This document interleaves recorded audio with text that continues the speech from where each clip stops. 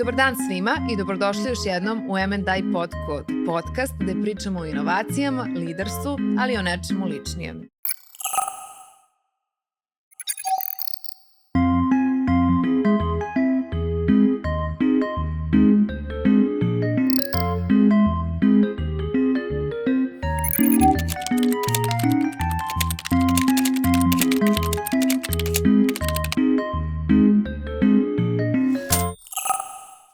Ja sam Marija Balaban, vaš netipičan IT podcast host, ali kao što ste saznali u prethodnoj epizodi, ovo je priča o jednoj porodičnoj kompaniji i baš zato sam ja danas ponovo ovde sa svojim ocem, Vladanom Balabanom, predsjednikom M&I Systems grupe.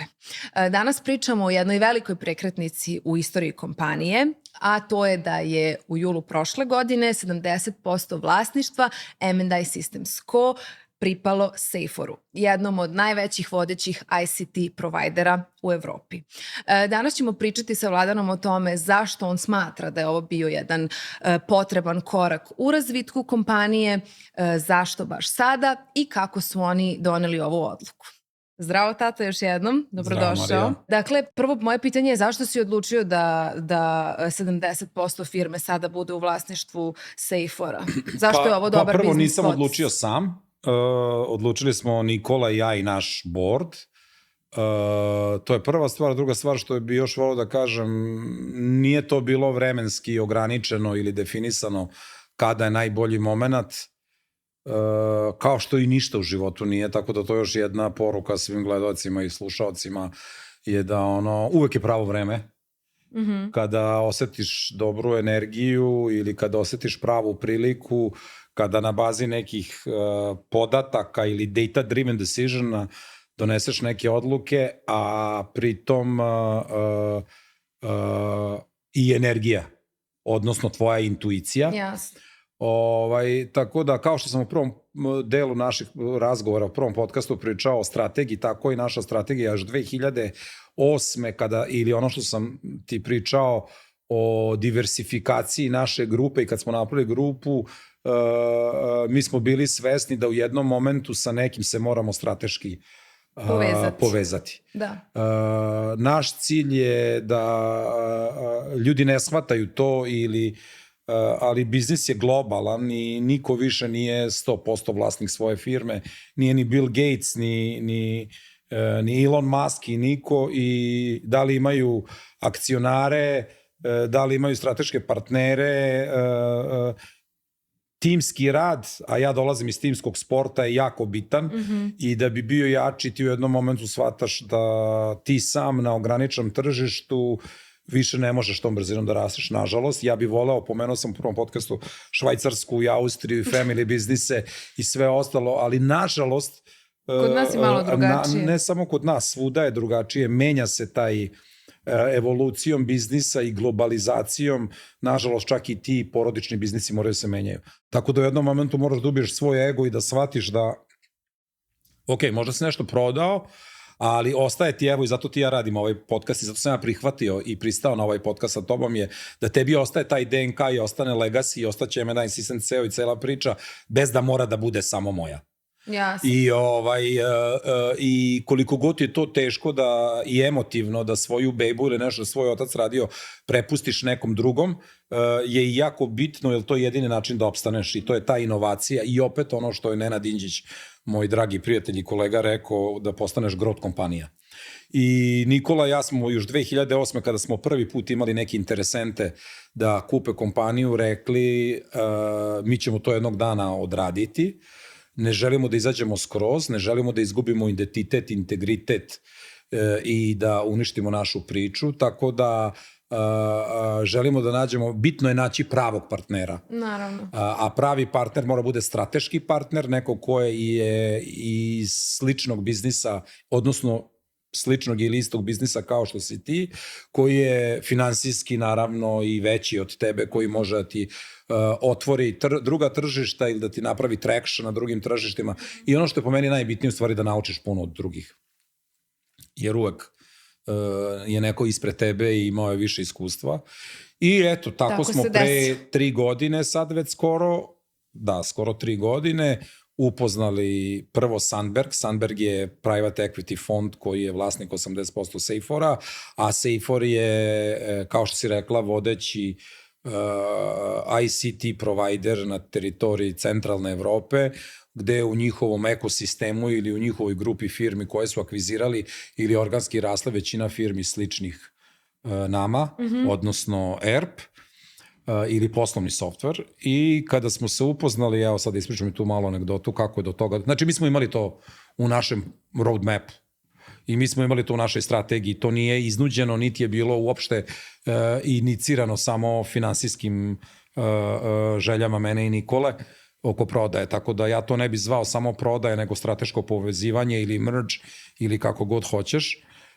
I pre 3 godine su kolege iz Sandberga i Sejfora došli kod nas. Sećam se našeg prvog sastanka i kada sam izašao sa tog sastanka rekao sam Nikoli, to je to.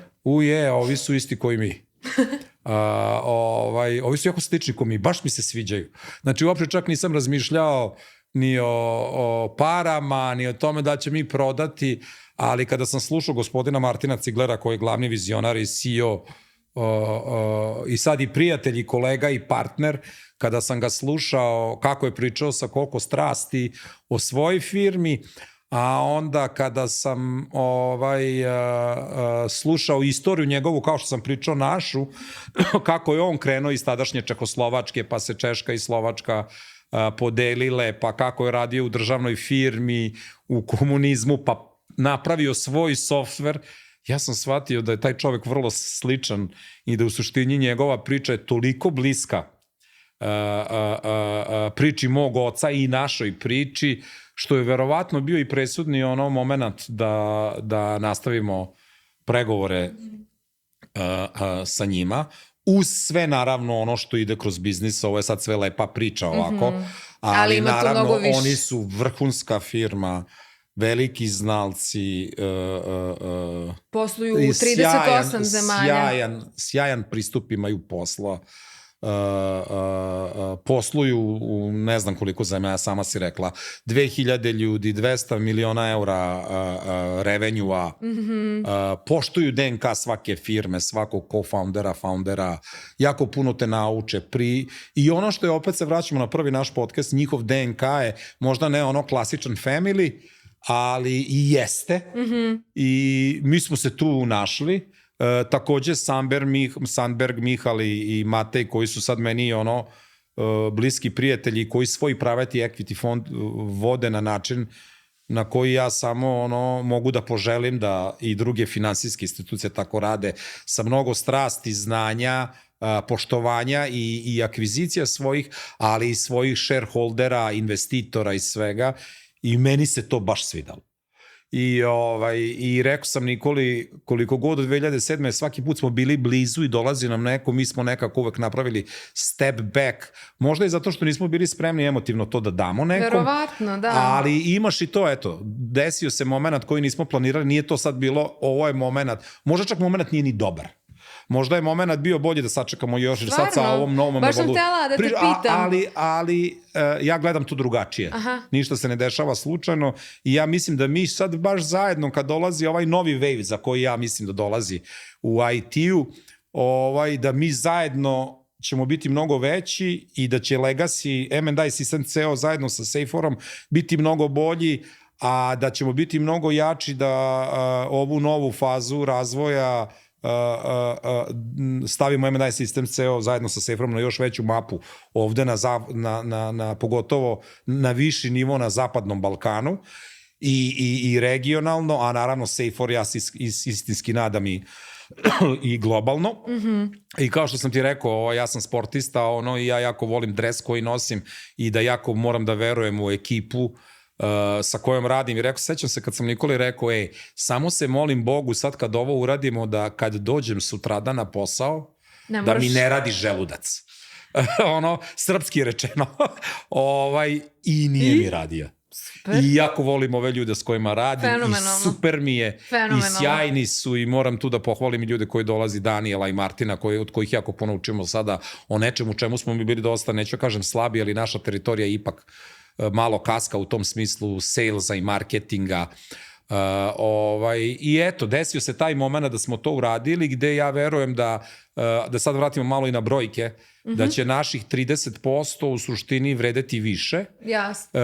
To pričamo o enterprise value ili o enterprise value nije isti što i equity value, tako da u suštini kad pričamo o vrednosti firme, opet ne pričam samo o finansijama, nego mislim da je jako bitno tu poruku da saslušaju svi naši zaposleni i ja se nadam da će oni gledati ovaj podcast, jer sve ovo nikad ne bi bilo bez njih. Naravno. I ja se iskreno nadam, a to sad već i vidim da Seifor je vrlo prepoznao šta je dobio i šta je kupio i s kim se povezao, jer ovo je, siguran sam, broj 1 firma za ovaj domen u teritoriji bivše Jugoslavije ili jugoistočne Evrope, gde postoji ogromno znanje koje mi možda kroz finansijske rezultate neke i nismo pokazivali toliki potencijal, jer nažalost živimo tu gde živimo i mi smo više ulagali, ali uz pomoć Seifora i te zajedničke sinergije mislim da će to biti jedan veliki success story.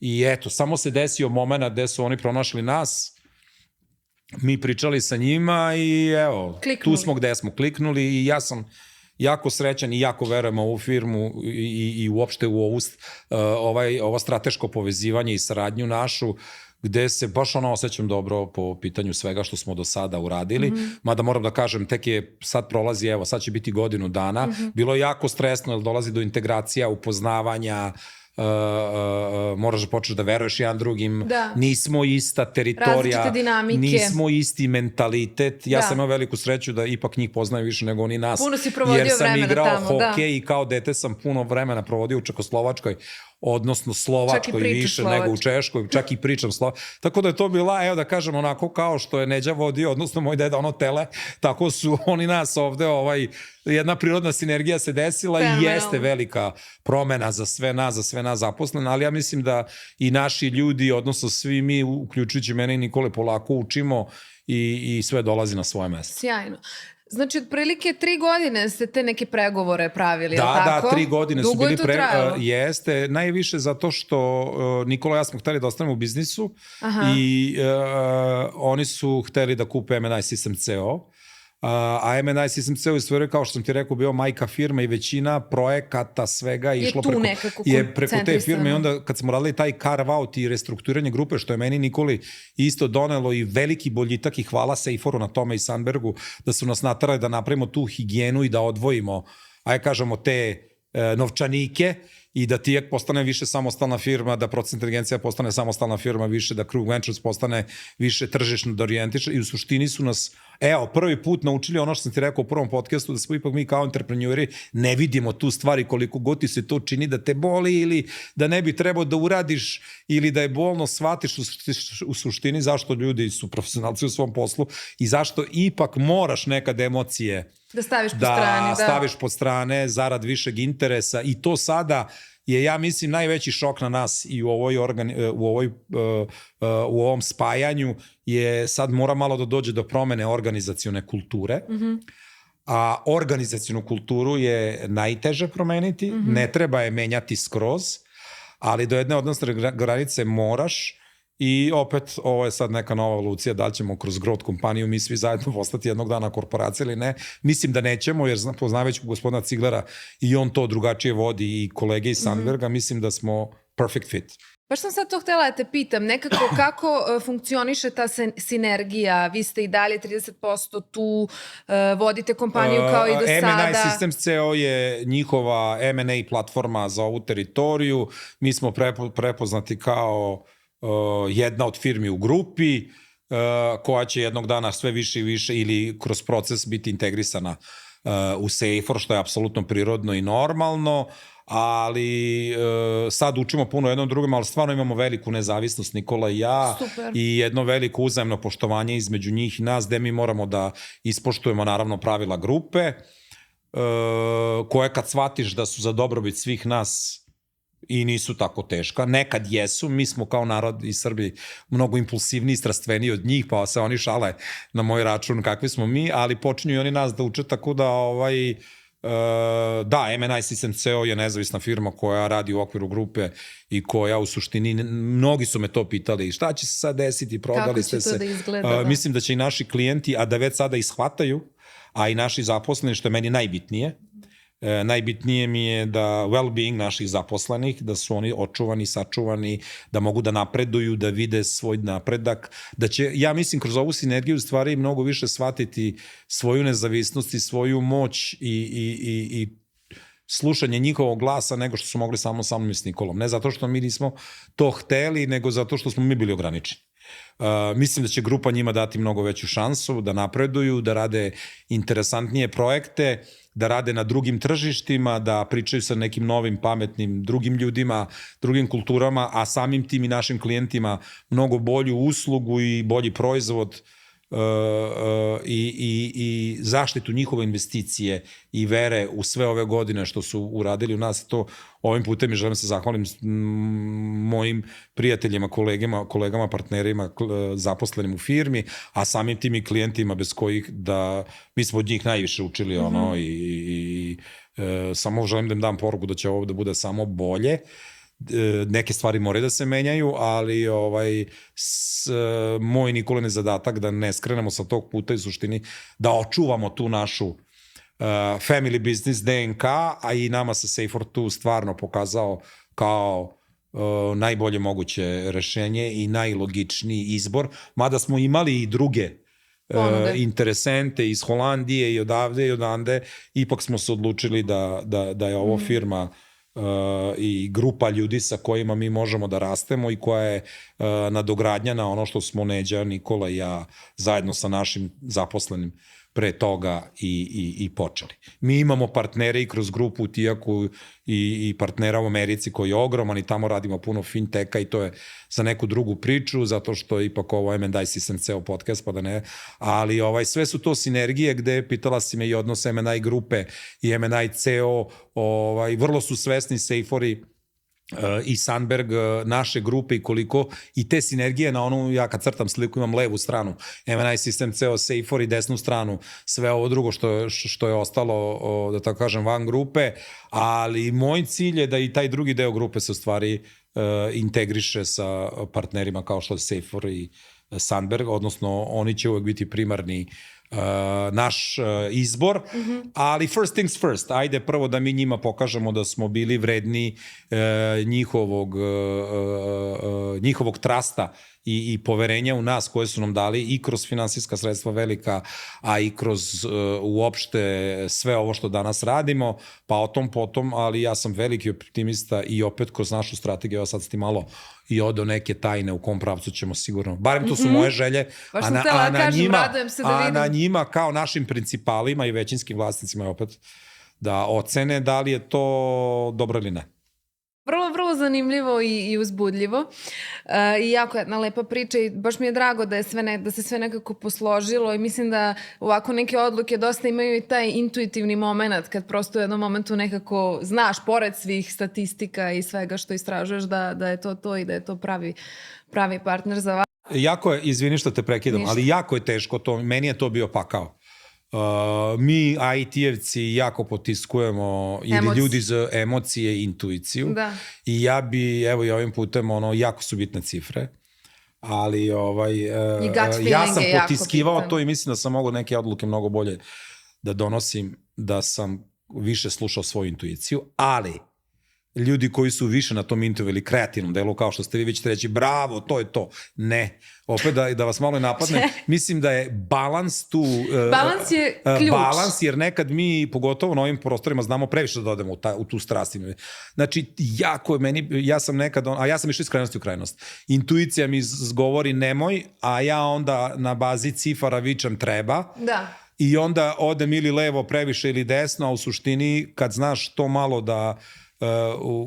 u sebi i kroz znanje i kroz cifre i kroz intuiciju izbalansiraš, onda je najbolji moment, ali to je, to je skill, to se vežba. To nije samo ni skill, to je kombinacija raznih stvari kao što je bilo šta, da li je biznis ili bilo koje živo biće ili kao naš organizam, puno stvari na koje nekad malo imaš i sreće, nekad malo i ne, ali to je po meni kontinuirani rad, gde ja sam imao taj problem kako staviti ego sa strane i imam ga i sada i svi mi imamo, tako i ego i sve to, a da donosiš te odluke i ovo je nama da se vratimo na Safer, pošto nam je to tema odličan practice kombinacije smanjivanja ega, koristiti svoje intuicije, poštovanje sebe i svog integriteta, a opet imati nekog ko možda neke stvari zna bolje od tebe ili ima neke cifre i zna neke stvari više od tebe koje moraš da saslušaš. Tako da je jedan learning proces gde onako nekad zna da bude teško, nekad kad vidiš rezultate neviđeno rewarding i zadovoljavajuće, ali je jedan super learning proces i u životu je sve tako, tako da tako treba gledati posao. Sjajno i dobar savjet za sve naše gledaoce. Ja moram sad ovo pitanje da postavim, živo me zanima. Nekako ti nikad nisi imao šefa, koliko ja znam, pre ove sada akvizicije. Mada, mislim da moramo da spomenemo jedan od tvojih prvih poslova, peko si pizzu u Americi. Jesam. U Johnny's Incredible Pizza Place. Jesam. Tad si možda, mislim ne možda, tad si sigurno imao šefa. A sada sa ovom akvizicijom, kako to izgleda? Jesi i dalje pa prvo, the boss? pizzerija se zvala Johnny Race. A Johnny Race. Trebalo mi je, ja sam pekao pice pošto nisam smeo da vozim i nisam smeo da radim jer nisam imao zelenu kartu, pa sam radio na crno, pa su me stavili u kuhinju. Ja mi dan danas ožiljak ovde od peći koje sam se izgoreo. Stalno se hvalim kako znam da pravim picu, ali ne znam da pravim picu, nego je sve bilo gotovo. Pa bilo je sve gotovo. Aha. Testo ovo, ono. I moj šef je bio Ray. Ali Ray je bio toliko mekan i toliko fin čovek da mi nije bio šef. Uvek je dolazio vrlo topao, mali jedan čikica koji je, čikica, moj godina sada, za mene tada je bio čikica i uvek se pitao, bože, kako je on divan ovo, dok nisam shvatio da se nije pojavio Johnny, da su Johnny and Ray partneri u poslu i da su Johnny and Ray's pizza u stvari emotivni partneri. Tako da, to je tako, vrlo, znači i opet pričam 90-te, a ne samo to, bilo jako interesantno zato što njihov sentiment i emocija i kako su oni to sve vodili, baš bilo super. Tako, i to je jedan learning experience. Tako da se samo mala epizoda to. Da, nisam to znala. A druga stvar, moj pravi šef, u stvari, ne slažem se s tom da ja ne mogu da imam šef, je bio moj otac. Tako da, Nikola i ja smo bili vojnici. A vidiš, ti si ga tako doživljavao? Sad, to hoću ja kažem. Druga stvar, mi smo igrali hokej. Jedan ruling sport koji je jako težak fizički, intelektualno, psihički, sve živo, gde te nauči jednoj toughnessu, gde opet imaš trenera i gde se ne pitaš puno stvari. Kad treba da klizaš, kad treba da trčiš, kad treba da radiš nešto, radiš. Tako da mi imamo taj trening. I nama taj trening nije, mi imamo disciplinu i nama nije problem. A onda se pojavljuje Safer, koji u suštini, kao što ste rekao, ove dve priče, vrlo sličan i nije baziran na šefovanju ili da mi imamo šefa, mi nemamo šefa. Mi imamo partnera, ali ono što mi imamo, mi smo proces-oriented organizacija koja u suštini ima svoje planove i svako je sebi šef i ako ti ispunjavaš svoje KPI-eve i svoje planove, ti nemaš nikakav problem. I tu si s razlogom. Ja mislim da to sjajno i mi zajedno guramo jedni druge, dižemo lestvicu, pravimo KPI-eve i kad se sastanemo, svako zna da li je uradio dobro ili nije, ne treba meni niko iz Safera, niko od mene da se vidi sve po da rezultatima. Se vidi, tako da mi definišemo i to je sad, opet se vraćamo na organsku kulturu koju pokušamo da promenimo, jer našim ipak smo mi bili kao taj, neću kažem, smo Nikola jako, Johnny Ray, nismo, ali mi smo ipak bili firma koju je Neđa provezeo sa fakulteta. Ovde su njega zvali profesore. Semantika isto jako bitna stvar. Kako nekog zove, što mi godinama. I onda sam uvek pitao kako su ljudi bili topli, kako je ovde bila jedna onako, ja volim da gledam državni posao. Pa uvek nekad kad poludim na naše zaposlene kažem, ovde je kao u državnom poslu, a onda shvatam zašto je tako. I opet kao što smo se vratili na onu intuiciju ili na cifre, tako moraš i tu da praviš lep balans, jer ne može neko ko je zaposlen u našoj kompaniji, hteo ja to ili ne, da oseti kao ja. Ja želim da oseti kao svoju, definitivno, ali svako ima svoj izbor i svako je na poziciji kakvu želi da ima i treba mu dati mogućnosti i okruženje gde može da raste i da napreduje, ali sa druge strane ne možeš praviti ljude da... ja sam izabrao taj put da budem entrepreneur i da prolazim kroz ovo. Neki moj zaposlen nije, on samo želi da bude programer. Naravno. Ali opet s druge strane, to je opet sad taj balans da ih moraš naučiti da imamo svi KPI-ove, da svi imamo ciljeve i da sada iznad mene i Nikola ipak imaju i postoji Seifor, a iznad Seifora Sandberg, a iznad Sandberga investitori koji ulažu svoje pare i žele rezultate i mi se po tome, mislim, to je, kažem, šta stavljaš u sebe, šta jedeš i kako treniraš, tako ćeš da rasteš i da bi rastao moraš da praviš neke nepopularne odluke. Da. Da ne jedeš slatko ili da više trčiš ili da više spavaš ili da se odrekneš nečega. Da. I mislim da je to odricati se od nečega. Kad kažem odreknem, to je baš dobra reč, evo sad mi je to palo na pamet, viš interesantno. Kroz ovaj brainstorming, kad se odrekneš, ne samo, moraš se odrekneš nečega. Slatkog ili dela firme, ili dela nekog sebe koji možda nije bio dobar, ili možda koji je bio dobar, ali sad u sledećoj fazi neće biti dobar. Da. Tako da, evo, to ti je odgovor na Sjajno. Malo si mi već i otkrio, ali htjela sam da pitam da li planirate neke nove akvizicije? Definitivno. Znači, dva glavna strateška pravca naša su organski rast, razvoj i dalje našeg softvera, da kažem našim klijentima, taj Beyond 360 je naš najnoviji proizvod koji će biti AI-based SaaS i koji u suštini je glavni, tako da ćemo mi puno da dajemo i dalje u razvoj, da razvijamo naše proizvode i usluge kao do sada, sad verovatno i više, jer imamo sada partnera koji nas tu mnogo više podržava i to je taj organski rast. A radimo ono što je nama sad novo ili smo to radili stidljivo kroz grupu neke akvizicije ili pošto mi nismo imali dosta finansijskih sredstava ili banke ovde ne prepoznaju shares i uopšte takve zaloge, radili smo to mnogo stidljivije, sad imamo jako dobrog finansijskog i strateškog partnera koji nas ohrabruje da radimo akvizicije. M&A je platforma za njihove akvizicije ovde na ovim prostorima Zapadnog Balkana gde smo mi, aktivno radimo na tome, ne bi sada da otkrivam neke stvari zato što... Zanima me samo da li idete u tom pravcu. Da, to je u suštini možda i jedan od ključnih aktivnosti strateških koje ćemo da radimo u narednih 3 do 5 godina. Divno. Baš se radujem da vidim i rezultate i dalje partnerstva. Što je opet jako bitno da mi preuzmemo sve organsku kulturu i da se integrišemo što bolje sa Seiforom, da te sve naše nove akvizicije što bezbolnije prođu ono što mi sad prolazimo, jer ćemo onda biti jedna velika familija. Ono što nam je cilj, što sad već i jesmo, da budemo broj 1 ERP, business software ili digital transformation igrač na prostorima ove Adriatic regije. Fenomenalno. Mnogo mi je značio ovaj razgovor, a verujem i našim gledalcima. Puno toga ja učim za svoj biznis. Tako da hvala ti na tome. Baš zanimljive teme, zanimljivi odgovori. Uživala sam. I jedva čekam našu sledeću epizodu gde ćemo pričati o veštačkoj inteligenciji, jednoj gorućoj temi. A do tada mi vas pozdravljamo. Želimo vam da budete hrabri, da pravite smele odluke. Da li ti imaš još nešto da kažeš? Nemam ništa, osim hvala i uživam da pričam s tobom. Ovoliko vremena nemam pričam s tobom u toku nedelje, tako da mislim da nam je ovo super bonding moment. Top, možemo češće. Ali nećemo smarati ljudi. Nećemo preterivati. Uzet ćemo, ti znaš da ja volim ovo da pričam, pa ćemo uzeti mikrofon, pa ćemo simulaciju. Može, negde u kafiću nekom. Može.